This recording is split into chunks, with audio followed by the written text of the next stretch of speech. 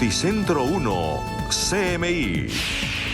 4 colombianos detenidos en Haití por asesinato del presidente. 22 más estarían vinculados al magnicidio. Capturan a alias Manolo, presunto abusador de menores, en un jardín infantil de Medellín. Gobierno Nacional desautoriza a la alcaldesa de Bogotá por tema de Comisión de Derechos Humanos. Las relaciones internacionales las maneja el Gobierno Nacional, dice el presidente.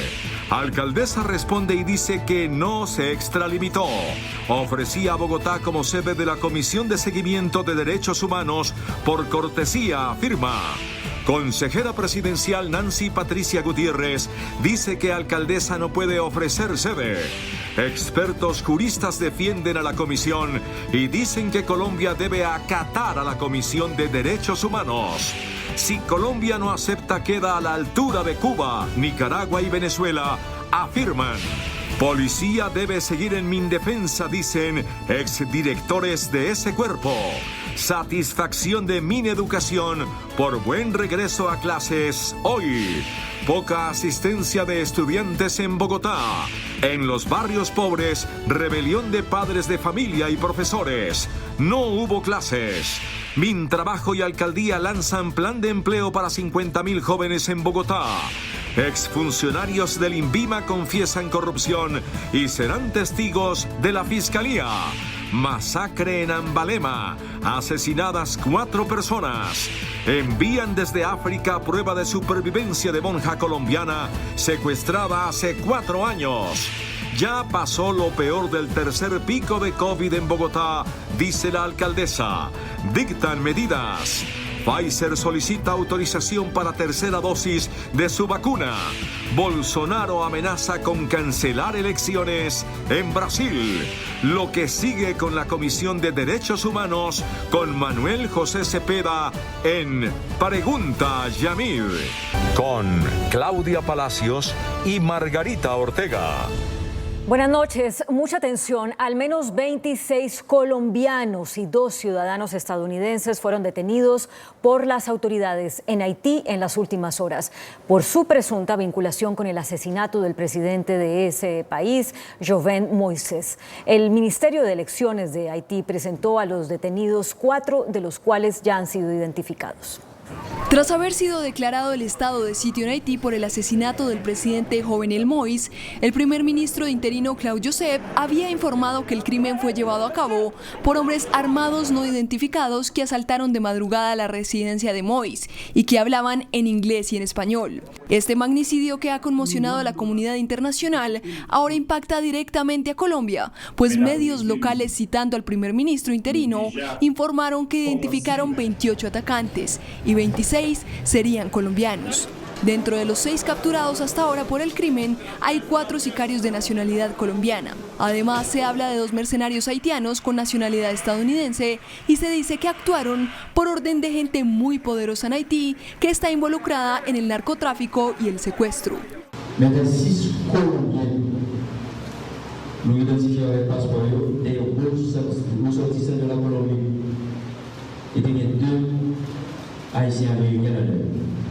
Estos colombianos habrían sido identificados como Alejandro Giraldo Zapata, John Jairo Ramírez Gómez, Víctor Albeiro Piñera y Mauricio Grosso Guarín.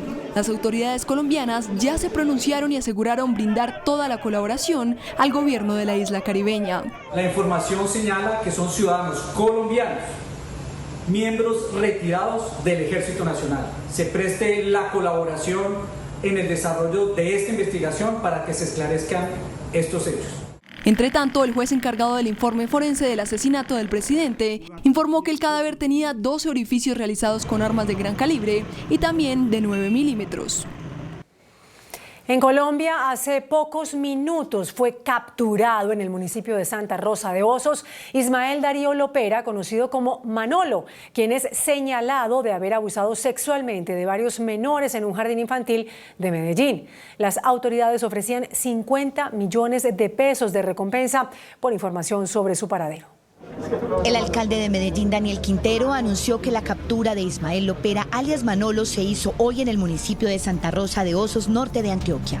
El hombre de 52 años, quien se desempeñaba como auxiliar de nutrición en el hogar infantil Pequeños Exploradores, es requerido por el delito de acceso carnal violento a niños que estudiaban allí. Quiero informarles que hace unos momentos se ha realizado la captura de Ismael Darío Lopera, alias Manolo, quien tiene orden de captura por los delitos de abuso carnal violento, por los hechos lamentables, deplorables que ocurrieron en el barrio Santa Cruz. Esta captura se realizó en el municipio de Santa Rosa.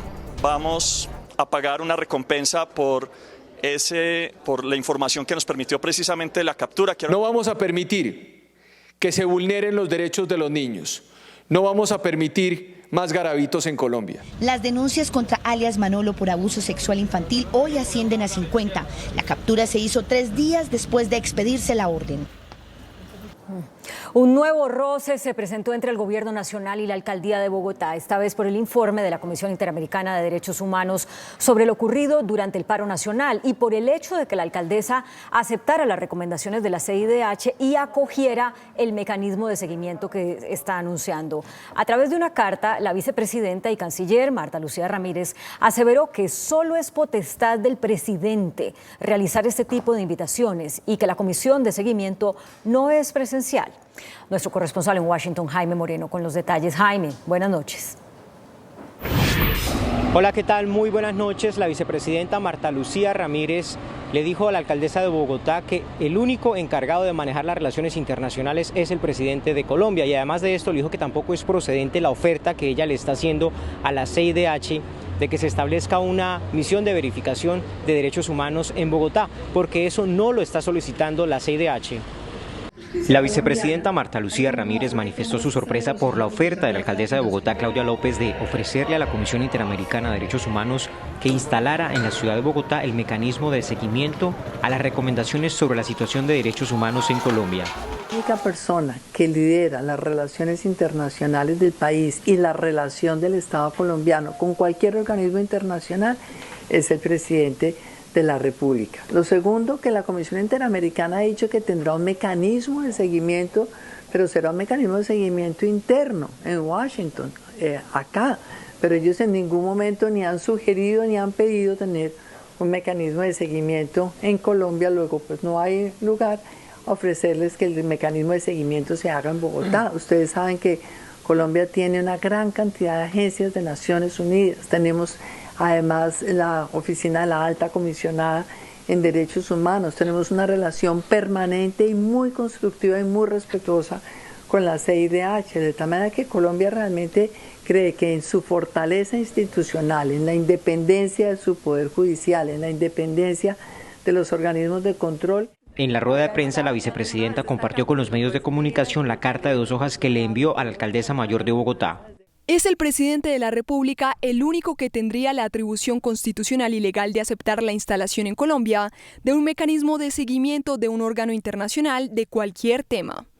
La vicepresidenta y canciller Marta Lucía Ramírez aseguró que desconoce las intenciones de la alcaldesa sobre su ofrecimiento a la CIDH y considera que pudo tratarse de una declaración espontánea. Yo no soy experta en interpretar segundas intenciones. Yo realmente creo que ella lo ha hecho seguramente espontáneamente, pero no ha analizado que pues es lo que está planteando. No hay lugar realmente a ese planteamiento. No quiero de ninguna manera descalificarlo, creo que lo ha hecho ella espontáneamente, pero como muy bien se está diciendo, es que la Comisión Interamericana ni siquiera lo ha propuesto. Sobre las recomendaciones de la CIDH a Colombia, la vicepresidenta asegura que hay que verlas de manera integral, pero que no están de acuerdo sobre la opinión que tiene la CIDH respecto a los bloqueos. Las declaraciones de la vicepresidenta Marta Lucía Ramírez se dan en medio de la visita que realiza con un grupo de empresarios para buscar oportunidades de negocio entre Colombia y Estados Unidos. Mañana visitará la Organización de Estados Americanos. Para Noticentro 1 CMI La Noticia, Jaime Moreno desde Washington. Jaime, gracias. Feliz noche. Y el presidente Iván Duque aseguró que el informe de la Comisión Interamericana de Derechos Humanos no es vinculante, es decir, no es de obligatorio cumplimiento por parte del Estado colombiano, y advirtió que el gobierno es quien maneja las relaciones internacionales. El presidente Iván Duque, al asistir hoy a una ceremonia en la Escuela Militar de Cadetes, explicó que el gobierno colombiano recibe el informe de la Comisión Interamericana de Derechos Humanos con ánimo constructivo, pero no lo reconoce como de obligatorio cumplimiento. Nosotros también reconocemos que este tipo de informes no son de carácter vinculante, pero eso no quiere decir que nosotros no recibamos muchos de esos aspectos de manera constructiva. Ciertamente hay otros aspectos en los cuales nosotros tenemos posturas distintas que han sido ya expresadas a través de la Cancillería.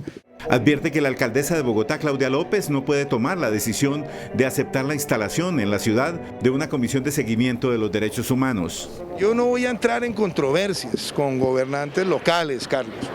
La política exterior de Colombia la dirige el gobierno nacional. Nosotros tenemos una política de derechos humanos, tenemos además una institucionalidad.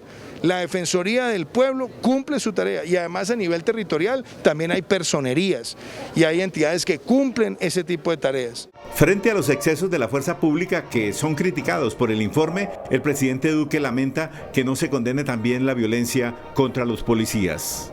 Pero aquí también tenemos que ser contundentes en rechazar categóricamente los actos de violencia contra la fuerza pública, el asesinato de policías y también los ataques a los palacios de justicia en varios municipios, la destrucción del transporte público. Duque, en su discurso en tarima ante los militares, hizo una velada referencia a la decisión de la JEP, que considera que los falsos positivos se dieron como consecuencia de la política institucional de presionar por bajas. Por eso el papel de la justicia en su objetividad tiene que ser no dejarse acariciar de la política ni de testimonios que políticamente sirvan a desvirtuar el papel histórico de quien bien le ha servido a Colombia. El presidente Duque también les pidió equilibrio y gallardía a los exguerrilleros, que si hablan de paz, se comprometan con verdad, justicia y reparación. Por su parte, la alcaldesa Claudia López advirtió que no se extralimitó en sus funciones y señaló que ofreció a la capital como sede de la Comisión de Seguimiento de Derechos Humanos por hospitalidad. La alcaldesa Claudia López se refirió a la polémica por la diferencia de opiniones con el gobierno nacional sobre el informe de la Comisión Interamericana de Derechos Humanos. Yo no tengo ninguna controversia con el gobierno nacional. Bogotá reitera su respeto y gratitud a la CIDH por las recomendaciones que nos ha hecho. La mandataria aclaró que acogió las recomendaciones en lo que compete a Bogotá y por cortesía postuló a la capital como sede para instalar la comisión de seguimiento. La CIDH que anunció que va a establecer un mecanismo de seguimiento, sí o sí. Yo comparto eso, me parece muy oportuno que la CIDH nos ayude. Bogotá va a cumplir en el marco de sus competencias las que les corresponden, ayer anuncié varias, y si ese mecanismo de seguimiento, el gobierno nacional y la CIDH acordaran que está en Colombia, Bogotá ofrece su hospitalidad. Horas antes de esta declaración, la alcaldesa, a diferencia del gobierno, dejó claro que se debe hacer una reforma profunda a la policía y al ESMAD y se mostró de acuerdo con independizarla del Ministerio de Defensa.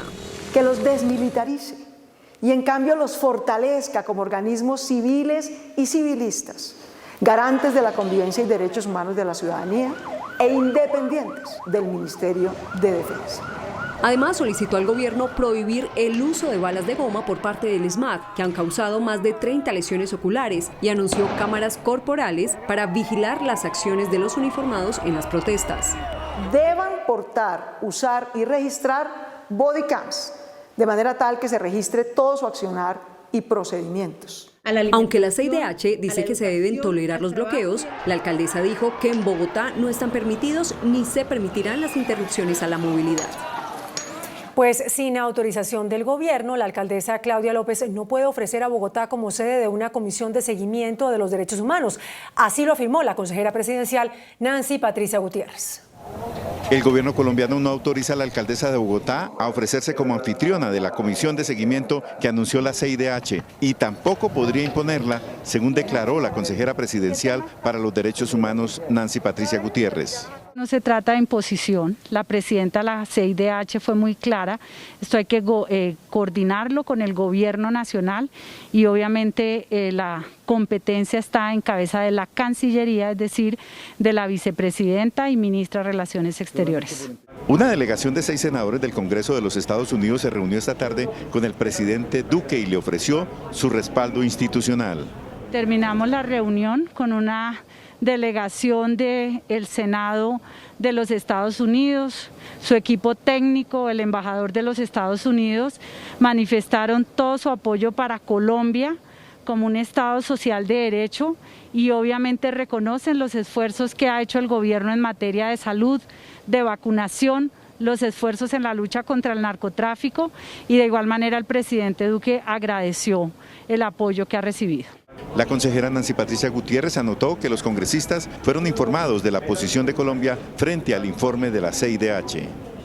Y por su parte, el expresidente de la Corte Constitucional, Alfredo Beltrán, y el constitucionalista Rodrigo Uprimi salieron en defensa del informe presentado por la Comisión Interamericana de Derechos Humanos, la CIDH. Dijeron que el gobierno colombiano debe acatar sus recomendaciones, que son muy equilibradas. Los constitucionalistas son muy claros. Por respeto al sistema interamericano de derechos humanos del cual hace parte, el Estado colombiano debe acatar las recomendaciones de la CIDH. Esas recomendaciones se cumplan por el Estado colombiano, aunque no haya un medio coercitivo por parte de ese organismo para hacerlas cumplir. Si no las cumple, pues digamos, queda en el mismo estatuto, en el mismo estado que Nicaragua, Venezuela o Cuba. Son países que sistemáticamente han rechazado las recomendaciones de la CIDH diciendo que la CIDH es agente del imperialismo yanqui. Y dicen que el gobierno no ha leído bien las 45 páginas de la CIDH sobre la situación de derechos humanos en Colombia en medio de la protesta. Y entonces lo que se dice es que el informe expresa una especie de autorización, una invitación a ser solidarios con la criminalidad. Eso no se encuentra en ninguno de los párrafos de los 45 pliegos del informe. El presidente Duque dice que no puede ningún gobierno aceptar que le recomienden legitimar el crimen, pero no señala en qué momento la comisión recomienda eso o establece ese aspecto. Todo lo contrario, lo que dice la comisión es que si los manifestantes cometieron crímenes o si hubo infiltración de organizaciones criminales en las protestas, estas deben ser judicializadas y sancionadas, pero que igualmente deben ser judicializados y sancionados los integrantes de la fuerza pública que cometieron violaciones de derechos humanos. También dicen que el gobierno no puede impedir la llegada de la Comisión de Seguimiento de la Comisión Interamericana de Derechos Humanos al país. El Estado no puede ahora invocar que para que pueda actuar la Comisión de Seguimiento se requiere aquiescencia previa del Estado colombiano porque aduce que aquí están funcionando sus organismos internos de control.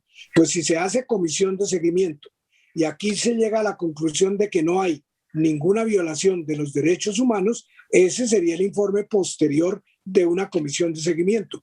Entre más democrático es un Estado, más en serio toma las recomendaciones de los organismos de monitoreo de derechos humanos.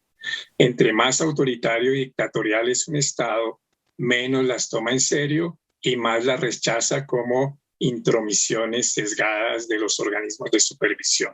Y coinciden Alfredo Beltrán y Rodrigo Uprimi en que esta es una gran oportunidad para que Colombia mejore la protección de los derechos humanos. Y algunos exdirectores de la Policía Nacional aseguraron que la institución debe permanecer bajo el control del Ministerio de Defensa por la situación de orden público que vive el país y para evitar su politización. En contravía de una de las principales recomendaciones de la Comisión Interamericana de Derechos Humanos, exdirectores de la policía consideran que todavía no es el momento para separar a la institución del Ministerio de Defensa. Eso está bien en los países normales, pero Colombia no es un país normal. Colombia tiene una gran cantidad de problemas de índole violento y el país ha vivido situaciones supremamente complejas y aún las vivimos. Y que la policía sí tiene que pensar en salir del Ministerio de Defensa, pero solo cuando Colombia sea un país normal, ya libre de amenazas que en este momento persisten y que todo el pueblo las conoce. Consideran que fuera del Ministerio de Defensa, la policía corre un grave riesgo de politizarse, como ocurrió en los años 40. Que estaba en manos de los gobernantes y los políticos de la época y la estaban utilizando como brazo armado para actuar en contra de sus detractores o en contra de las personas que no estaban de acuerdo con sus políticas. Antes de pertenecer al Ministerio de Defensa fue una policía manejada a voluntad de los políticos de turno para su propio beneficio. Después de que ingresó al Ministerio de Defensa se convirtió en la policía de todos los colombianos. Los generales retirados rechazan la tesis según la cual la policía de Colombia está militarizada. La doctrina de la policía es civilista, 100%, y sus actuaciones, sus procedimientos son eminentemente civilistas. Lo que sucede es que la policía es blanco de los ataques de la subversión y al tener que enfrentar esas situaciones ha cogido un talante defensivo. Y se equivocan quienes creen que la policía está militarizada porque tiene fusiles. La policía ha tenido que armarse como se fue armando la policía inglesa en la medida en que fue creciendo la amenaza contra la ciudadanía. La policía hace parte del Ministerio de Defensa desde 1953 por orden del presidente general Gustavo Rojas Pinilla. En Bogotá, las autoridades anunciaron un refuerzo de la seguridad para evitar desmanes durante las marchas programadas para el 20 de julio. Habrá policías en las calles y se incrementará el número de hombres del Escuadrón Móvil Antidisturbios. En diálogo con CMI, el general Eliezer Camacho, comandante de la Policía de Bogotá, entregó detalles del refuerzo que tendrá la metropolitana ante presuntos actos vandálicos durante estos próximos días y en especial el 20 de julio. Un apoyo de más de 1.200 hombres del ESMAD, igualmente tenemos cerca de 2.000 funcionarios de la fuerza disponible, tenemos investigación criminal articulados con la Fiscalía General de la Nación, tenemos la instalación del PMU. Según la autoridad, siguen llegando jóvenes de otras zonas del país. Se ofrece por parte de la Policía Nacional hasta 100 millones de pesos a los ciudadanos que nos ayuden a evidenciar para posteriormente judicializar y capturar a estas personas que están realizando estas coordinaciones. Los portales de Transmilenio, la Plaza de Bolívar y la vía al aeropuerto estarán custodiados las 24 horas del día. En la localidad de Usme, los habitantes y comerciantes piden un diálogo urgente entre los jóvenes y la alcaldía ante los desórdenes y desmanes que retornaron a esa zona del sur de la capital. Cansados de los disturbios y de los enfrentamientos entre encapuchados y la fuerza pública, están los habitantes del sector de Yomasa en la localidad de Usme. Tiene que haber diálogo con gente coherente, que se entiendan lo que necesitan los jóvenes y el respeto que necesitamos nosotros, porque nosotros necesitamos respeto también porque ya están pasando por encima de nosotros, por ellos reclamarlo de ellos, están pisoteando el comercio. Cada batalla deja graves consecuencias, especialmente en la comunidad. Más que todos los niños se ven muy afectados porque, digamos, en cualquier momento están pasando por aquí y eso ocurre de un momento a otro. En la última jornada, 4 buses fueron vandalizados. Ante las versiones de posibles hechos de violencia este 20 de julio, el alcalde de Cali, Jorge Iván Ospina, rechazó la negativa de las aseguradoras para renovar las pólizas que amparan los bienes públicos de la ciudad. Solo hasta el próximo 12 de julio, Cali tendrá sus bienes y activos asegurados con pólizas que responden por los costos cuando son vandalizados durante las protestas. Lo que está diciendo la aseguradora es que ante esas informaciones deciden retirar las pólizas. Para el 20 de julio nosotros tendremos un consejo de gobierno esta tarde. El alcalde de Cali hizo un llamado al gobierno nacional para que interceda y los bienes como el mío, semáforos, edificios públicos, entre otros, no queden desprotegidos. Si ellos se retiran del aseguramiento de nuestros activos frente a eventos como el sabotaje y el terrorismo, pues nuestro país quedaría expuesto. Y en ese sentido es fundamental que las propias empresas aseguradoras del Estado colombiano adelanten ese tipo de protección. Los desmanes de las pasadas protestas dejaron pérdidas para la ciudad superiores a los 55.000 millones de pesos. El bien más afectado fue el mío y las inversiones para su recuperación saldrán en su mayoría de las aseguradoras. La ministra de Educación, María Victoria Angulo, reportó total éxito en el regreso presencial a clases en al menos 10 regiones del país. Esta semana, la ministra de Educación, María Victoria Angulo, explicó que el regreso a clases presenciales va avanzando de acuerdo con los calendarios escolares de cada región o departamento. Colombia lo manejamos en educación en 96 entidades certificadas y tienen un calendario. Ustedes saben que los niños y los jóvenes salieron a receso, a vacaciones, receso escolar, y el ingreso va cambiando de región en región las fechas. La acogida ha sido muy positiva. Según el reporte de la ministra, a hoy ya iniciaron clases presenciales en Bogotá, en Antioquia, en Quindío, en Caldas, en San Andrés y en Guaviare. Además, en municipios como Río Negro, Antioquia, Envigado, Itagüí y Quibdó, entre otros. Y de todas ellas les doy un parte muy positivo de la respuesta de maestros, directivos, un saludo a los secretarios de educación y claro, haciendo también mucha pedagogía con los padres de explicarles que están todos los protocolos y lo positivo que es retornar. La ministra Angulo reiteró el llamado a más de 60.000 maestros que todavía no se han acercado a vacunarse contra el COVID-19 para que reciban la protección y de este modo garantizar una mayor seguridad en la reanudación de clases presenciales.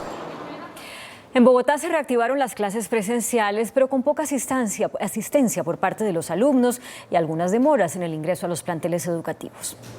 Por fin llegó la hora del reencuentro. Los estudiantes de 388 colegios públicos volvieron a clases presenciales después de 14 meses. Que era todo muy monótono y como que ya hacía falta.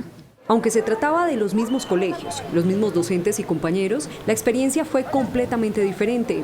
Un descanso muy pasivo, lejos de muchos compañeros y de jugar algunos deportes de contacto. No se puede ser, digamos, tan cordial, tan amigable, tan cercano como uno lo era antes, pero bien. Decir a los muchachos que no hay balón, que no hay juegos de contacto, todo el tiempo estarles recordando el uso del tapabocas. El ingreso tardó más de lo presupuestado, por la eterna fila para el lavado de manos y en algunos planteles el descanso fue en el salón. Bastante retador, sobre todo el ingreso, porque pese a que tenemos horarios escalonados, los niños llegan todos al tiempo y llegaron desde muy temprano. Duramos 45 minutos ingresando. No todos los colegios públicos volvieron, pero los que lo hicieron tuvieron una modesta asistencia. ¿Cuántos niños esperaban hoy y cuántos llegaron? Ya habíamos hecho un sondeo y efectivamente llegó ese porcentaje que estamos hablando de un 50%. El regreso se adelantó en medio de la protesta de algunos docentes en rechazo a la presencialidad, donde además se conoció el fallecimiento del presidente de la Asociación Distrital de Educadores, William Agudelo. Mientras tanto, en Ciudad Bolívar, al sur de Bogotá, hubo una especie de rebelión de los padres y profesores para el regreso presencial de los estudiantes. Los docentes dicen que no hay garantías y los padres prefirieron no enviar a sus hijos por miedo al contagio. Este es el Colegio Arborizadora Alta en Ciudad Bolívar. Hoy no abrió sus puertas y los estudiantes no llegaron a clases. ¿Por qué no envió usted a su hijo? Por la seguridad de mi hijo, porque el colegio no está ofreciendo, o sea, no, primero que todo es una pandemia, está muy delicado, o sea, ¿cómo van a decir que llevemos los niños cuando está más delicado ahorita que cuando empezó la pandemia? Doña Blanca también dice que no enviará por ahora a sus hijos a clases presenciales. Yo sinceramente le dije que virtual porque no lo voy a exponer, ni nos vamos a exponer nosotros. A estas voces se suman varios profesores de la Asociación Distrital de Educadores. Según ellos, no hay garantías para el regreso. En pleno pico de pandemia, sin camas UCI para atender a las personas que se enfermen, es contranatural. Es un contrasentido llamarnos hoy a las aulas de clases sabiendo que puede ser un foco importante de reactivación del virus en estos territorios, sobre todo en el sur de la ciudad. Wilson, otro profesor distrital, también dice que el regreso presencial por ahora no es conveniente, pese a los llamados del gobierno. En el caso del magisterio nosotros teníamos la certeza de que iban a empezar a amenazar y lamentablemente, hay que decirlo, muy posiblemente no solamente son amenazas, sino que van a venir por el sindicato y por los maestros. Estas son las voces de una pequeña rebelión de padres y profesores que, pese a las que califican como amenazas, no regresarán por ahora de manera presencial a clases. Y en Quibdó, los padres de familia decidieron también no enviar a sus hijos a los colegios porque no confían en las medidas de bioseguridad de las instituciones. Las diferentes instituciones educativas en Quibdó retomaron las clases presenciales de manera gradual, pero el panorama en los salones es desolador, ya que muchos padres de familia no mandan a sus hijos a los colegios porque no cuentan con las condiciones para garantizar las medidas de bioseguridad. El 95% de las instituciones que retomaron clases no tienen servicio de agua potable y las baterías de baños no funcionan. Como si fuera poco, algunos docentes no tienen el esquema completo de vacunación. Que los padres de familia no les están enviando, ya que el colegio no cuenta con las normas de bioseguridad, ni hay condiciones para ofrecerle a ellos, y primero ellos dicen que la salud antes que cualquier otra cosa. El secretario de Educación Municipal, Elvis Córdoba Arango, dijo que las instituciones que no cumplan las medidas, los directivos no debieron convocar a clases presenciales. Los directivos docentes también en esos casos debieron hacer la programación para que esto estuviera conectado debidamente, y si no ha ocurrido así, pues no convocar actividades escolares. Se espera que para el día de mañana llegue a Quibdó la ministra de Educación y pueda verificar esta situación. Colombia reportó una leve caída en los contagios por COVID-19 en el conteo diario. Sin embargo, las muertes repuntaron. Nuevo aumento de muertes por COVID-19 en el país. El Ministerio de Salud confirmó este jueves que otras 577 personas murieron a causa de este contagio con el letal y peligroso virus. En total ya han muerto en Colombia 111.155 personas. Leve descenso de contagios. Se confirmaron 23.275, en su mayoría en la capital del país, con una cifra de 5.525. En el departamento de Antioquia, 3.034 y en el Valle del Cauca, con 2.366. Los casos activos disminuyeron a 154.268. A la fecha han contraído COVID-19 en Colombia un total de 4.450.086 colombianos. Los recuperados aumentaron con otros 29.000 para un total de 4.172.018. Ahora vamos con el comportamiento del virus de los últimos 4 días. El pasado 5 de julio, 25.366 casos, 570 muertes. El 6 de julio, 26.721 contagios, 553 muertes. El pasado 7 de julio, 24.229 casos y 559 muertes. Hoy se reportaron 23.275 contagios y 577 muertes. Y oigan esto, el 10% de las personas reportadas como fallecidas hoy por COVID-19 tenían entre 40 y 50 años de edad. Las autoridades de salud dicen que la vacunación para mayores de 40 no da espera. Una preocupante realidad sobre el avance de la pandemia en Colombia están observando las autoridades en salud, y es que cada vez están falleciendo más personas jóvenes por COVID-19. Al analizar el más reciente reporte sobre fallecimientos por COVID-19 correspondiente al 8 de julio, se encuentra que del total de los 577 muertos por coronavirus, 56 están en el rango de edad de entre 40 a 50 años. Ante este panorama, dicen las autoridades de salud, la vacuna no da espera. No podemos esperar para vacunarnos, porque muchas personas dicen, no, yo mejor me espero para escoger la vacuna que yo quiero. No, esa espera puede hacer la diferencia, y no lo quiero decir tan dramáticamente, pero entre la vida y la muerte. De otro lado, el director de epidemiología del Ministerio de Salud informó que el gobierno planea vacunar a todos los migrantes venezolanos a través de la cooperación internacional. En Bogotá, la alcaldesa Claudia López indicó que lo peor del tercer pico de la pandemia ya pasó. Bogotá se acerca al final del tercer pico de la pandemia, el más agresivo por contagios y muertes. La buena noticia para Bogotá hoy es que lo peor del tercer pico ya pasó. Ante la reducción de los casos diarios y la ocupación de UCI, que se estabilizó en un 91%, la alcaldesa aclaró que no habrá más restricciones, pero tampoco nuevas aperturas. Por ahora no tenemos previsto hacer ni siquiera pilotos de ningún otro tipo de sector, ni discotecas, ni fútbol, ni conciertos. Además, anunció que Bogotá no aplicará más Pfizer para primera dosis. Solo habrá Pfizer para completar las segundas dosis de quienes se pusieron la primera y no más. De manera tal que quedan en los diferentes puestos de vacunación los demás biológicos, que insisto, todos son buenísimos. Y a partir de este fin de semana se ampliará el horario de vacunación. De manera tal que la gente que trabaja pues pueda ir a lo largo del día y hasta la noche, hasta las 8 de la noche, en principio, a vacunarse. Según las proyecciones del equipo epidemiológico, no habrá un cuarto pico en la ciudad. No obstante, preocupa la llegada de la variante Delta al país. Una nueva ley sobre el uso de tapabocas ordena que los funcionarios de entidades estatales y privadas que atiendan público utilicen máscaras transparentes para que las personas con discapacidad auditiva puedan leerles los labios. La directora del INSOR, la entidad estatal adscrita al Ministerio de Educación que vela por los derechos de los discapacitados con problemas auditivos, destacó la reciente aprobación de una nueva ley que establece el uso obligatorio de máscaras transparentes para facilitarles a estas personas la comprensión, especialmente en los establecimientos que atienden al público. Para las personas que se comunican a través de la lengua de señas, ver los labios y la cara es un componente importantísimo relacionado con la visogestualidad propia de su lengua. Explicó qué tipo de establecimientos estarán obligados al uso de la máscara transparente. Todas las entidades públicas, privadas y mixtas que con ocasión del cumplimiento de su misión presten servicios de atención al ciudadano o atención al público directa. En Colombia hay por lo menos 500.000 personas con discapacidad auditiva. El Ministerio de Trabajo y la Alcaldía de Bogotá lanzaron un plan para generar empleo para 50.000 jóvenes. La Alcaldía de Bogotá y el Ministerio de Trabajo subsidiarán el 80% del salario a las empresas que contraten jóvenes entre 18 y 28 años. El lanzamiento del programa Empleo Joven, en el que vamos a contratar a 50.000 jóvenes que hoy no tienen empleo. Los requisitos son no contar con un empleo formal o con un contrato de prestación de servicios y vivir en Bogotá.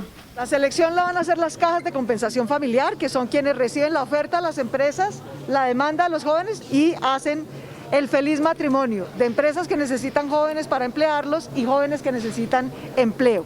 El distrito cubrirá el 55% de los costos del contrato y el gobierno nacional aportará otro 25%, lo que significa que las empresas que se postulen y hayan generado nuevas plazas después del 30 de junio tendrán un alivio del 80% durante 3 meses en los contratos que se firmen a un año con una remuneración mínima de un salario básico. El requisito se compara las nóminas desde el mes de marzo. Por lo tanto, tiene que generar puesto nuevo, trabajo nuevo, o sea, no habrá conejo para esa situación. Las empresas y personas interesadas podrán registrarse en la página web bogotatrabaja.gov.co. Noticentro 1 CMI conoció que la Fiscalía otorgó un acuerdo de colaboración a 4 exfuncionarios del Instituto Nacional de Vigilancia de Medicamentos y Alimentos INVIMA para que declaren sobre los presuntos actos de corrupción registrados en la entidad que relacionan a empresarios con el pago de sobornos.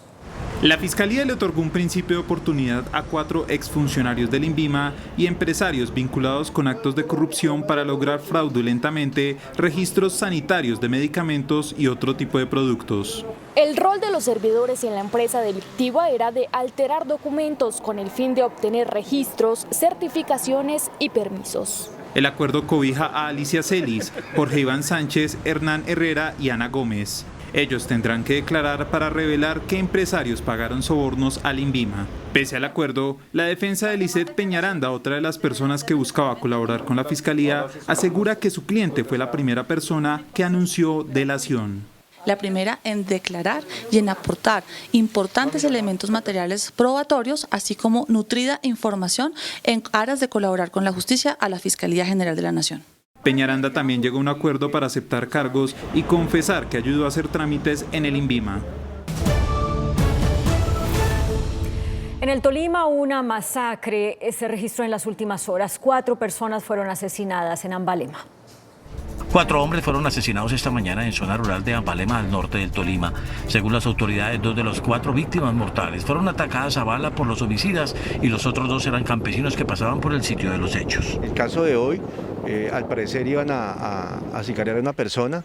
Esa persona venía con otra persona, pues son los 2 que fallecen, pero en el momento del crimen aparecen 2 actores más, que es un tractorista y una persona en moto, que se dan cuenta del crimen y por darse cuenta del crimen también son asesinados. Y es que el múltiple crimen ocurrió justo cuando para hoy el viceministro de la Defensa, John Jairo García, lideraba un consejo extraordinario de seguridad para entregar los lineamientos de cara a las protestas anunciadas del próximo 20 de julio.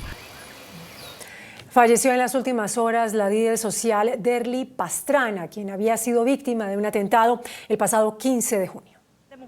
Profunda consternación en el Huila generó el fallecimiento de Derly Pastrana Yara, reconocida lideresa de las víctimas de las FARC en el departamento, quien fue atacada por 2 sicarios motorizados, quienes dispararon en 8 oportunidades en contra de su humanidad en hechos registrados el pasado 15 de junio en su vivienda ubicada en el sur de Neiva. Que pedimos a las autoridades, ojalá hayan pronto unos resultados favorables a la investigación que permita dar con los responsables de esta situación que hoy nos tiene lamentando el fallecimiento de la señora Derly Pastrana. Derly Pastrana Yara estaba acreditada ante la Justicia Especial para la Paz en el caso 07 de reclutamiento y utilización de niños y niñas en el conflicto armado. La JEP hoy manifestó su preocupación por este asesinato, al igual que diversas entidades nacionales como la Comisión de la Verdad, la Unidad Nacional de Víctimas, el Centro de Memoria Histórica, la Unidad de Restitución de Tierras, entre otras. Organizaciones de mujeres y de víctimas de todo el país condenaron este crimen. Hoy se conoció una carta de la monja Gloria Cecilia Narváez, secuestrada hace 4 años en África. Tras 4 años del secuestro de la religiosa Gloria Cecilia Narváez, hoy se conoció una prueba de supervivencia de la religiosa, quien mediante una carta fechada el 3 de febrero del presente año, solicita una delegación de Colombia en el sector para lograr su liberación. En 11 renglones, con puño y letra de ella, firmada por ella, y lo único que dice es que está bien de salud, que se encuentra bien, por lo menos está viva, y que roguemos al Todopoderoso para que la puedan liberar. Pero hay una petición grande al gobierno nacional que por favor haya un delegado del gobierno colombiano allá a Mali para que ella pueda ser liberada. La carta es una solicitud al gobierno nacional para que prosigan con las acciones que puedan generar su liberación, pero además para que los colombianos no se olviden de orar por ella. Mentalmente estaba enferma porque le dio duro, psicológicamente está acabada. La página web del Vaticano publicó apartes de esta misiva realizada por la religiosa de 57 años de origen nariñense. Organismos de socorro buscan un avión con 3 tripulantes que se habría accidentado en el departamento del Meta. Más de 12 horas completa desaparecía la aeronave tipo DC-3 de matrícula HK2820 de la empresa Alianza, la cual despegó desde el aeropuerto Vanguardia de Villavicencio a las 7 de la mañana en un vuelo de prueba. Los organismos de socorro adelantan la búsqueda del DC-3 en el que viajaban los pilotos Juan Carlos Cortés y John Sisto Acero, al igual que el técnico Carlos Eduardo Olaya. Según el GPS nos bota a 1.700 metros de altura, donde pudo haber caído la aeronave. Estamos ingresando por el sector de Salinas, en la parte alta. Los vecinos del sector de la vereda Salinas, del municipio de Restrepo Meta, vieron pasar el avión DC-3. Pero aquí subió por encima de este árbol, bajó bajitico, a nosotros nos hizo raro. Estaba lloviendo y estaba sumamente enojado esa vaina. Esta aeronave tipo DC-3 es la única que se encontraba en servicio en esta parte del país. Una emergencia se vive en el sur del Cesar por el daño ocasionado por delincuentes al oleoducto Caño Limón Coveñas. Una grave emergencia se registra en el municipio de La Gloria Sur del Cesar luego de la perforación de un tubo del oleoducto Caño Limón Coveñas por grupos ilegales que provocó el derrame de crudo, afectando 2 afluentes hídricas y también afectación sobre todo el ecosistema presente en esta área. El derrame de crudo alcanzó la quebrada Cuaré, Río Cimaña en el corregimiento Ayacucho, afectando a más de 5.000 familias aguas abajo. Nosotros combinamos a una investigación profunda, a la Fiscalía y obviamente a la Policía Nacional para dar con la captura inmediata de estas personas que afectan el medio ambiente en Ayacucho. Las autoridades ambientales hacen presencia en la zona para mitigar y tomar medidas preventivas y evitar que el crudo siga avanzando. Aquí nos contamina mucho, por lo menos como pudieron ver, el agua es el consumo del ganado para esas partes donde está la parte de atrás. Ecopetrol activó el plan de contingencia del oleoducto Ayacucho Galán para atender la afectación causada por el derrame de crudo. La Procuraduría llamó a juicio al expresidente de la Agencia Nacional de Infraestructura, Luis Fernando Andrade, y a 6 exfuncionarios de la entidad por las presuntas irregularidades que rodearon la contratación de la Ruta del Sol, Sector 2 y 3. La acusación de la Procuraduría vincula a 7 exfuncionarios de la Agencia Nacional de Infraestructura con diferentes cargos relacionados con la contratación de la Ruta del Sol.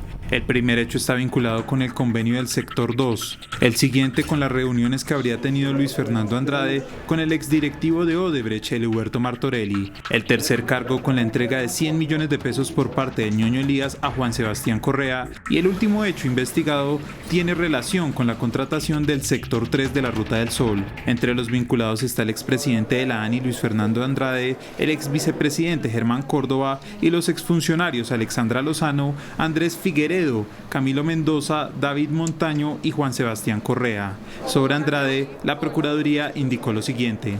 Modificó las condiciones económicas y financieras al contrato de concesión bajo análisis, presuntamente con el fin de mejorar irregularmente dichas condiciones en favor de la concesionaria Ruta del Sol SAS. Andrade enfrenta un juicio en la Fiscalía por hechos similares y reiteradamente ha dicho que es inocente y que no incurrió en ningún delito. Las obras de construcción del metro de Bogotá se han vuelto un dolor de cabeza para los habitantes del sur de la ciudad. Las viviendas demolidas están siendo desvalijadas y la inseguridad se tomó el lugar. Varias problemáticas se presentan en medio de un tardío proceso para empezar con la construcción del tan anhelado metro elevado. Dos caras de la moneda que demuestran la problemática social por la que atraviesa la ciudad. La primera tiene que ver con los recicladores que llegan a los predios que han sido abandonados y que el Instituto de Desarrollo Urbano ha escogido para compra. Es la historia de la señora Gloria, más conocida en su oficio como Gloria la Demoledora, un seudónimo que su misma familia le asignó, y es que esta guerrera es la encargada de romper paredes y pisos para sacar la poca chatarra que finalmente es vendida. Nosotros estamos acá sacando la chatarrita porque igualmente la mayoría somos madres cabeza de familia y habemos también personas que dependemos del reciclaje. Y ahorita el reciclaje está muy duro por lo de la pandemia y todo eso, y las empresas han cerrado. Y nosotros pues estamos acá pues sacando la chatarrita, pues como están tumbando las casas, pues y le están desocupando la misma comunidad. A veces nos las dejan y nos dicen pues ahí les dejamos las casitas para que se rebusquen. Ante diferentes señalamientos donde son tildados de vándalos o ladrones, responde: que nos respeten nuestros derechos de trabajar, que nos respeten porque igualmente nosotros tenemos un carnet donde no somos recicladores de hace mucho tiempo y que nos respeten. Esta es la otra problemática, la que viven los residentes vecinos a estas edificaciones. Obligados a poner avisos como este, se han visto para que los recicladores no se equivoquen de vivienda. La gente se está desplazando, está yendo de la casa de miedo. Entonces están dejando las casas abandonadas, las están vandalizando las casas. Denuncian que esta situación se ha salido de control. Nosotros ya estamos armados porque ya nos toca defendernos. Algunas viviendas permanecen con servicios públicos, denuncian. Y tenemos esta bomba de tiempo que es el gas no lo han desconectado, el agua ni la luz, estas casas ahí donde las ve ustedes baratadas tienen luz. Consultamos al IDU responsable de esta situación, por lo que respondieron que cambiarán la forma de llevar a cabo el proceso para que cese el flagelo. Recibimos el predio cuando el propietario ya ha cumplido todos los requisitos para entregarlo, lo recibimos y entramos a demoler. En total son 574 predios los que debe adquirir el IDU para la construcción de la troncal de la 68. La Corte Suprema de Justicia condenó a 4 años de cárcel al exgobernador de Putumayo, Carlos Palacios. El exmandatario fue declarado culpable por suscribir de forma irregular un contrato relacionado con la construcción de 2.400 viviendas de interés social en el departamento. La Gobernación de Antioquia le ofreció a empresas públicas de Medellín vender su participación en Hidroituango. La propuesta que el gobernador encargado de Antioquia, Luis Fernando Suárez, le hizo al alcalde de Medellín, Daniel Quintero, es venderle toda su participación en Hidroituango a cambio de acciones en el grupo EPM para que la administración departamental quede como socia. La idea es propietario del 50.74% de la sociedad de Hidroituango. La Gobernación de Antioquia es propietaria del 2.14%, para un total del 52.88%. EPM es dueño del 46.3% de la participación de la sociedad de Hidroituango.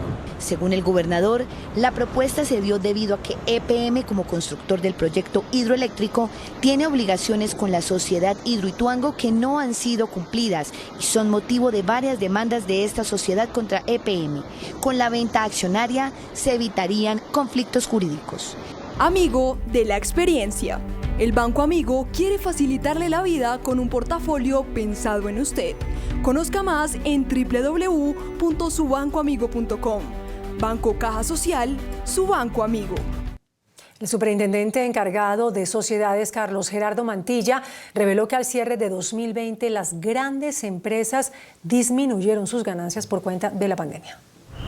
La evaluación de la superintendencia a 27.952 empresas reveló los resultados de las 10.000 sociedades más grandes del país. En días pasados se entregó el balance de las primeras 1.000 empresas y este jueves le correspondió a las siguientes 9.000 compañías, donde se mantuvo la tendencia en la disminución de ingresos. Al cierre de 2020 las ganancias totalizaron 13 billones de pesos, mientras un año atrás se ubicaron en 17 billones, lo que significó una caída de menos 23,5% por cuenta de la pandemia. Asimismo, aumentó el nivel de la deuda y sus pasivos a 210 billones de pesos, con un alza de 3,44%. Simplemente la forma como las empresas buscaron apalancar su operación y continuar adelante con su producción y mantenerse. Al cierre de 2020, más empresas reportaron pérdidas, pasando de 1.230 a 1.464 compañías. Sin embargo, se destaca el nivel de activos y de patrimonio para la sostenibilidad financiera. Esa fortaleza y esa resiliencia de la manera en como las empresas han soportado de manera exitosa esta crisis. Lo siguiente también decir, y es justo hacer este reconocimiento, y es que la estrategia del gobierno ha funcionado. Los sectores más afectados fueron servicios, comercio, manufacturas y construcción. El índice de capitalización de la bolsa, que mide el comportamiento de las 20 principales acciones, cerró a la baja. Informe bursátil. El índice selectivo MSCI Colcap de la Bolsa de Valores de Colombia bajó 0,19% a 1.284 puntos. La acción preferencial de Avianca fue la que más subió, con una valorización de 13,63% a 300 pesos con 10 centavos. La acción de Construcciones El Cóndor fue la que más bajó, con una pérdida de 8,51% a 860 pesos. La acción más negociada de la jornada fue la de Ecopetrol, al movilizar más de 25.000 millones de pesos, con una variación negativa de 1,68% a 2.753 pesos. El viceministro de Energía, Miguel Lotero, defendió la implementación del fracking en Colombia y reveló que permitiría triplicar las reservas de petróleo del país. Este jueves se adelantó la segunda jornada de socialización en Puerto Wilches, Santander, sobre los proyectos piloto que determinarán la viabilidad de la tecnología fracking para la exploración de hidrocarburos en el país. En esta zona, donde se realizarán 2 proyectos de investigación como Calé y Platero por parte de Ecopetrol y ExxonMobil, se realizará un proceso científico y técnico. Contamos de manera detallada cada uno de los pasos que se debe dar para empezar a ejecutar los pilotos. Recordemos que la transparencia no solo está en el centro de transparencia, está en estos espacios que le otorgamos y las comunidades también nos conceden a nosotros para dialogar y socializar con las empresas cada uno de estos proyectos. El gobierno defendió el proceso. Asimismo, el gobierno reveló que la implementación del fracking aumentará la vida útil de las reservas. En petróleo se pasaría entre 8 y 15 años. Hoy está en niveles de los 6.3 años. En gas, la expectativa es mayor, entre 30 a 50 años. Hoy se encuentran las reservas en 7.7 años. El dólar cerró al alza. Indicadores económicos en Noticentro 1 CMI. La tasa representativa del mercado que regirá para mañana viernes será de 3.850 pesos con 46 centavos. Los profesionales del cambio compran la divisa en promedio entre 1.660 pesos y la venden entre 1.700 pesos. Un euro cuesta 4.548 pesos con 50 centavos. La libra de café en Nueva York se cotizó a $1.52 con 52. El azúcar se transó en 17,38 centavos de dólar la libra. El barril de petróleo WTI se cotizó en $73 con 24 centavos. La referencia Brent para Colombia se cotizó en $74 con 35 centavos. Una acción de Ecopetrol cuesta 2.753 pesos. Bienvenidos a nuestra segunda hora de noticias. Los laboratorios Pfizer y BioNTech anunciaron que buscarán la autorización regulatoria para que sea aplicada una tercera dosis de su vacuna contra el COVID-19, debido a que los primeros datos muestran que esto puede aumentar drásticamente la protección inmunológica contra el virus. Reconociendo que su vacuna registra una disminución de la inmunidad 6 meses después de ser aplicada, Pfizer y BioNTech anunciaron que están redoblando sus esfuerzos para desarrollar una dosis de refuerzo que proteja a las personas de las nuevas variantes como la Delta. Basándose en la totalidad de los datos que se tienen hasta la fecha, Pfizer y BioNTech creen que una tercera dosis puede ser beneficiosa entre los 6 y los 12 meses siguientes a la segunda dosis para mantener los niveles más altos de protección. Los ensayos clínicos podrían arrancar en agosto si cuentan con los permisos de las autoridades competentes y de hecho las compañías ya anunciaron que pronto solicitarán una autorización de emergencia de la FDA y la EMA para una tercera dosis de refuerzo. El continente europeo se enfrenta a una quinta ola del COVID-19 por la propagación de la cepa Delta. España es el país que más afectado se ve por la situación. La variante Delta, que se expande con rapidez en todo el mundo, ya es dominante en muchos países europeos que están luchando contra la quinta ola del coronavirus y están reconsiderando el levantamiento de las restricciones. El continente se lleva la peor parte en cuanto a muertes, con 1,1 millones. España es uno de los epicentros en estos momentos. El 42% de los casos de la Unión Europea se diagnostican en esta nación y 1 de cada 6 contagios totales en Europa durante la última semana se contabilizan también allí. La nación ibérica ha presentado un crecimiento vertiginoso en cuanto a cifras de casos. Aumentaron en un 148% respecto a la semana anterior. La Secretaría de Asuntos Europeos aconsejó a los ciudadanos del bloque evitar viajes a España y Portugal debido al riesgo que supone la transmisión de la cepa Delta. Japón decretó el estado de emergencia ante el aumento de los casos de COVID-19 como medida de precaución debido al próximo inicio de los Juegos Olímpicos en ese país. Con más de 814.000 contagios y 14.900 muertes provocadas por la pandemia del coronavirus, Japón tomó nuevas medidas para detener la propagación del virus. A pesar de que los brotes en este país no han tenido la misma magnitud que en otras partes del mundo, en la última jornada se reportaron casi 900 infecciones. Es por eso que el primer ministro nipón, Yoshihide Suga, decidió volver a decretar el estado de emergencia en el área de Tokio, una alerta que estará vigente hasta el 22 de agosto y que coincidirá con la celebración de los Juegos Olímpicos. El estado de emergencia entrará en vigor el lunes 12 de julio y no se prolongará en la capital, sino que otras 3 prefecturas más colindantes a Tokio también estarán bajo esta nueva medida. La declaración de emergencia sanitaria, la cuarta para Tokio, afectó a la asistencia de público en las sedes deportivas olímpicas.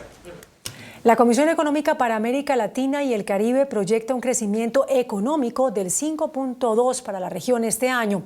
Para Colombia, el pronóstico es de 5,4%. La economía de América Latina y el Caribe se expandirá 5,2% este año, aunque persiste la incertidumbre sobre el desempeño de cada país debido a los avances desiguales en sus planes de vacunación contra el COVID-19 y la forma de enfrentar sus problemas estructurales, según informó la CEPAL. Panamá, Perú y Chile anotarán los mejores desempeños en el año con expansiones del 12%, 9,5% y 8% respectivamente. Brasil, la mayor economía regional, crecerá 4,5%, mientras que México avanzará 5,8%. Colombia se expandirá 5,4% en 2021, una mejora frente al 5% que había proyectado la CEPAL en diciembre del año pasado. Brasil asumió la presidencia pro tempore del Mercosur en medio de una profunda división interna de los países que componen ese bloque. El gigante suramericano, Uruguay y Paraguay se enfrentaron con Argentina. Los primeros quieren mayor flexibilidad para negociar acuerdos comerciales. Asegurando que no permitirá que el Mercosur siga siendo un sinónimo de ineficiencia y desperdicio de oportunidades, Jair Bolsonaro asumió la presidencia semestral del bloque. El ultraderechista aseguró que persistirán sus esfuerzos por avanzar hacia una fuerte reducción de las tasas y la flexibilidad para las negociaciones comerciales de este proceso de integración regional iniciado hace 30 años. Sin embargo, hay serias diferencias internas respecto a la política comercial y el rumbo que debe tomar el Mercosur. De hecho, Brasil, Uruguay y Paraguay se enfrentaron a Argentina al pedir una mayor flexibilidad para negociar acuerdos comerciales durante una tensa cumbre de presidentes del bloque en el que Buenos Aires es el único socio que rechaza avanzar en dirección a una mayor apertura. El presidente de Brasil, Jair Bolsonaro, nuevamente alertó sin mostrar pruebas sobre un posible fraude en las elecciones presidenciales del próximo año y sugirió que podría cancelarlas a menos que se reforme el sistema de votación electrónica vigente desde 1996.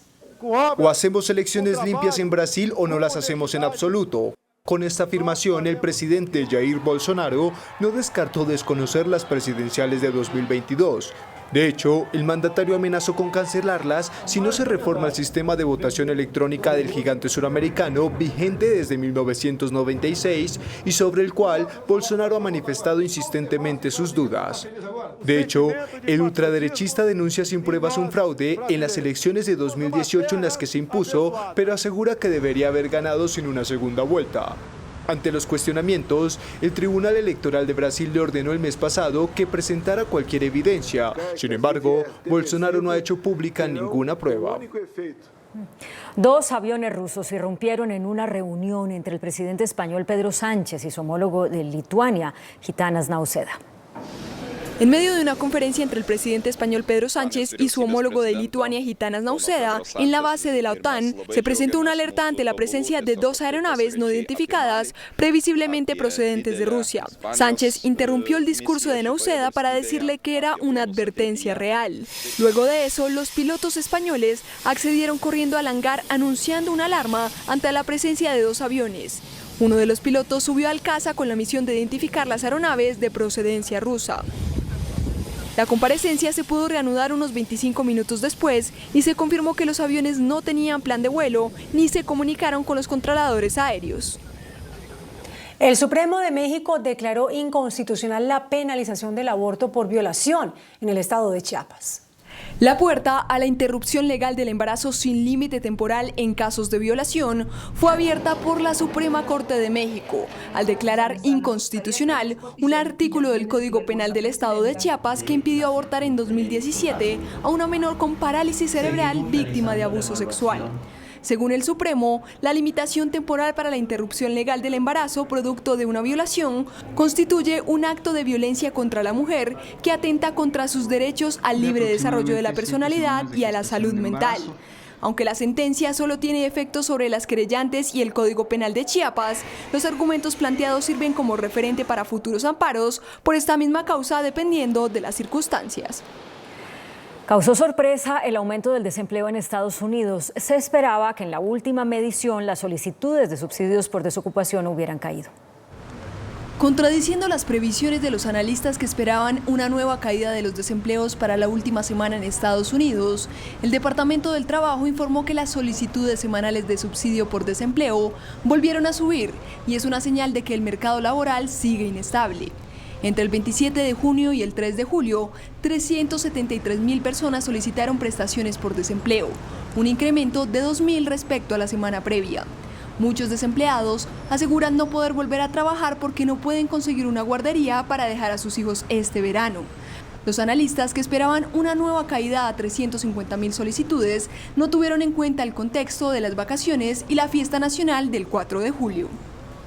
Jacob Zuma, el expresidente de Sudáfrica, se entregó a las autoridades luego de ser condenado por desacato. En la madrugada de este jueves, el expresidente de Sudáfrica, Jacob Zuma, se entregó a la policía para empezar a cumplir la condena de prisión de 15 meses que le impuso la Corte Constitucional de Sudáfrica.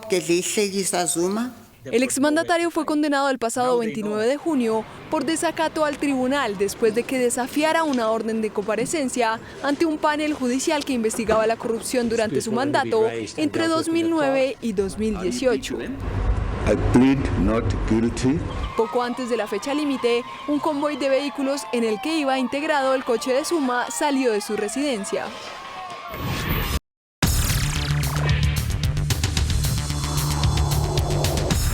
Muy buenas noches. El tema de hoy es el relacionado con el informe que presentó la Comisión Interamericana de Derechos Humanos sobre la situación en Colombia. Nuestro invitado de esta noche es el doctor Manuel José Cepeda. Él es uno de los más destacados juristas de la nación.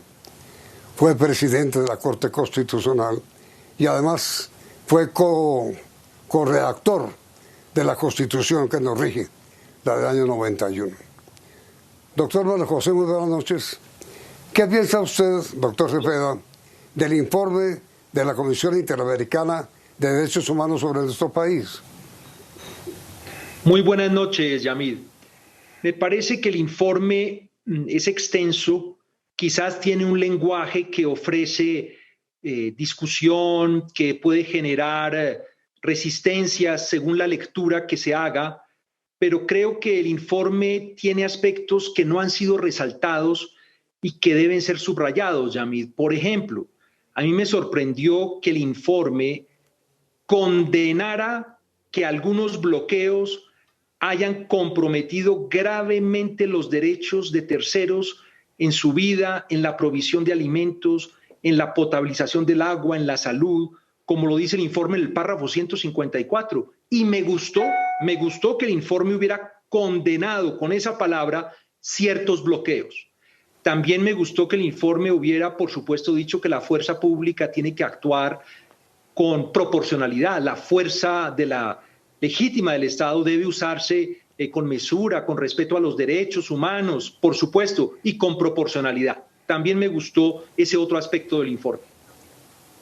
Ahora, doctor Manuel José, no se trata ni mucho menos de rectificar al presidente de la República, pero evidentemente yo creo que el presidente se precipitó un poco, no conocía el texto exacto de la declaración de la comisión y por eso produjo esa reacción de ayer tan contraria al informe, cuando el informe no dice lo que el presidente creyó que decía. Bueno, el informe dice cosas que en general han sido objeto de enorme controversia en Colombia. Por ejemplo, que la policía y el ESMAD deben salir del Ministerio de Defensa. Y yo entiendo que eso genere en ciertos sectores una gran reacción. Es un debate de décadas en Colombia. Es importante resaltar que el informe no dice hay que acabar el ESMAD. El informe tampoco dice está prohibida la asistencia militar cuando la protesta degenere y la policía ya no pueda manejar la protesta. O sea, hay aspectos del informe que a mí me parecieron interesantes de resaltar. Me pareció también muy interesante que el informe dijera que había que investigar, juzgar y sancionar a los responsables de delitos contra terceros y contra los bienes públicos, como lo dice en la recomendación 33. Y por supuesto me pareció también muy importante que el informe dijera que había que proteger la protesta pacífica y que el Estado debe protegerla, que así sea vigorosa, así sea contestataria, así haga peticiones difíciles de cumplir. Es la democracia, hay que proteger esa protesta, siempre y cuando sea pacífica, dice el informe, y el informe rechaza que haya violencia y le pide al Estado que distinga entre quienes actúan pacíficamente y quienes actúan violentamente. Ahí es donde se traza la raya entre las acciones pacíficas y las acciones violentas. Exacto, pero además, doctor Cepeda, el informe de la comisión jamás, nunca defiende los bloqueos. Eso no es así. Sí, el informe de la comisión dice algo obvio, pero hay que repetirlo, es cuando hay una manifestación por la calle o en el espacio público, pues habrá una obstrucción, un problema porque la gente no va a poder circular. Entonces el informe distingue entre lo que son las afectaciones al tránsito o a las actividades normales del comercio, de un lado, dice, bueno, eso es consustancial a la protesta, como lo ha dicho la Corte Constitucional en Colombia, pero al mismo tiempo dice, pero eso es muy distinto a que haya un bloqueo que afecte los derechos de terceros a la vida, a la provisión de alimentos, a su salud, a su actividad laboral ordinaria. El informe no avala esa modalidad de lo que en Colombia llamamos bloqueos. Lo que pasa es que usa otra expresión, usa cortes de ruta. Exacto. Es la expresión que emplea el informe. Exacto. Pero el informe distingue y dice que hay que ir caso por caso. Lo mismo hizo la Corte Constitucional. Hay una sentencia de la Corte sobre este tema del año 2012 en que dice expresamente que la obstrucción de vías públicas es ilegal. Pero cuando unos marchantes pacíficamente avanzan por una calle o se colocan en un sitio para protestar, pues eso en sí mismo no es ilegal. Esa es la manifestación de la protesta pacífica. Sí, y otro error que han cometido quienes han comentado el informe de la comisión, doctor Cepeda, es que la comisión nunca dijo, nunca, que iba a crear una comisión de seguimiento de derechos humanos en Colombia. Es decir, una reacción que hubo en el país contra algo que la Comisión no dijo. La Comisión en sus recomendaciones no se refiere expresamente al punto, pero después de las recomendaciones dice que va a estar pendiente de cómo evoluciona la cosa en Colombia y que está contemplando crear un mecanismo especial de seguimiento en materia de derechos humanos. Hay otro mecanismo que es el de si Colombia en el informe anual es incluido en lo que se llama el capítulo 4 del informe anual. Eso no lo dice el informe. El informe no advierte que Colombia vaya a entrar en lo que se llama el capítulo 4, que es un monitoreo muy estricto del país en general en su situación de derechos humanos. Hay que distinguir las dos cosas. Claro. Además, doctor Manuel José, mire, la canciller Marta Lucía Ramírez, en una carta que le dirigió esta noche a la alcaldesa, dice lo siguiente: la presidenta de la CIDH, doctora Antonia Urrejola, durante la conferencia de prensa ocurrida el día de ayer, no incluye la instalación presencial de mecanismos en el país, por lo cual no hay lugar a la invitación hecha por usted, señora alcaldesa, a la comisión. Sí, digamos, por supuesto es el Ejecutivo Nacional, el presidente y la canciller los que determinan cuál es la relación del Estado colombiano con la comisión. Sí, y no se planteó de ninguna manera una comisión presencial en Colombia. Obviamente esos temas solamente se negocian entre el Estado y la comisión y se llega a fórmulas que sean aceptables, por supuesto, para el Estado colombiano.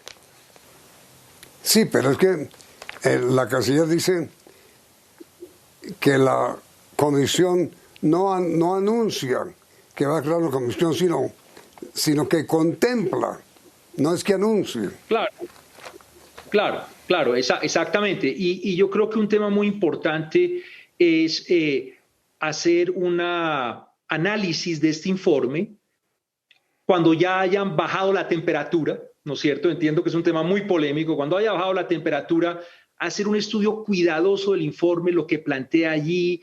Y yo diría que hay que sacar lo más constructivo del informe y lo que realmente se necesita. Por ejemplo, el informe se refiere a la necesidad de una ley estatutaria que regule el derecho fundamental a la protesta pacífica.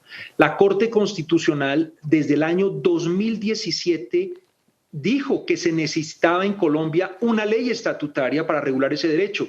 Invitó al Congreso a que la tramitara y la aprobara, pero hasta el momento no se ha tramitado. La comisión se refiere a ese tema. Ahí hay un trabajo importante para fijar las reglas de juego y crear un marco, porque las protestas van a seguir, las manifestaciones van a continuar, esa es parte del ejercicio de la democracia y hay que entonces enmarcar, regular lo que se puede hacer y lo que no se puede hacer. Exacto. Entonces, doctor Manuel José, la conclusión definitiva frente al informe de la Comisión Interamericana de Derechos Humanos es que el informe no es contra Colombia, todo lo contrario, es a favor de Colombia, incluyendo el elogio que hace de la Constitución. Es curioso, sí, el informe empieza elogiando la Constitución de 1991 y resaltando que las protestas y las reclamaciones que escuchó cuando vino en su visita básicamente pedían era que la Constitución se desarrollara, se aplicara. Por supuesto, a veces es muy difícil hacerlo en ciertos temas, pero esa es la tarea de Colombia. La tarea de Colombia es cómo, después del reconocimiento a su Constitución, a sus instituciones, a su democracia, Colombia avanza por el camino de la democracia y del desarrollo de unos mandatos constitucionales y, por supuesto, la adopción de políticas públicas para que se atiendan los reclamos de los jóvenes, especialmente en Colombia, de una juventud que siente que no tiene futuro y lo que hay que es que hay que incorporar a la juventud en la construcción de su futuro y en el diseño de políticas que muestren que sí va a haber futuro en Colombia para la juventud.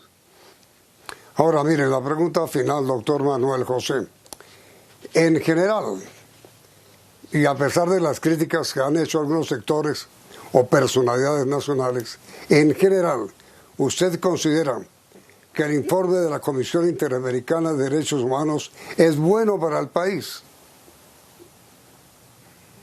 Yo creo que, pues no quisiera calificar a la Comisión, pero creo que es la base para construir en el fortalecimiento de la democracia en Colombia, es la base para regular la protesta hacia el futuro siguiendo lo que ha dicho la Corte Constitucional, y también es un reconocimiento a que es posible en Colombia, con las instituciones tal cual las tenemos, manejar este tema de la protesta pacífica.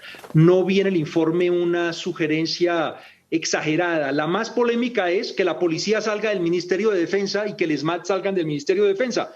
Pero como le decía Yamid, ese es un debate que llevamos por décadas en Colombia y podemos continuarlo debatiendo. Las recomendaciones no son obligatorias, por supuesto. Colombia es autónoma para definir qué rumbo sigue.